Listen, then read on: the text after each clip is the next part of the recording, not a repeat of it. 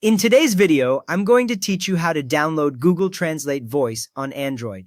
You will do this by setting up the speech services that Google Translate uses behind the scenes. First, open the Google Play Store on your Android device. When it opens, you should see the main Play Store home with a search bar at the top and different app suggestions below. If the Play Store asks for a quick update or terms confirmation, let that finish so everything loads correctly. Once the home screen appears, you are ready for the next move. Now tap on the search bar at the top of the Play Store. Type the words speech recognition and synthesis from Google. As you type, you may see suggestions appear under the search bar. Make sure you choose the one that exactly matches speech recognition and synthesis from Google, since other apps with similar names will not connect properly to Google Translate. Then open that exact app page. On the app page, look for the big button near the top. It will say Install or Update.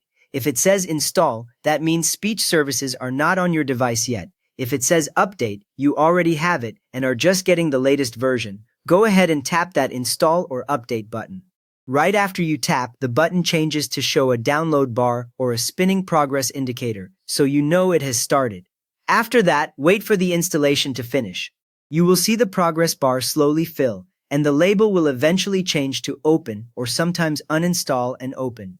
That open text is your confirmation that speech recognition and synthesis from Google is now fully installed or updated on your device. On many phones, you will also see a quick notification at the top that the app has finished installing. Once you see that, Google Translate can immediately use these voices and speech features. There is no extra setup needed inside Translate itself. A useful detail here is that anytime you update this speech services app, improvements apply right away to Google Translate voice playback. So if the voice ever sounds off or robotic, checking this Play Store page again is often the quickest fix. You have now installed or updated the speech recognition and synthesis from Google app that powers the voice in Google Translate on your Android device. If this helped you get the Google Translate voice working smoothly, please give the video a quick thumbs up.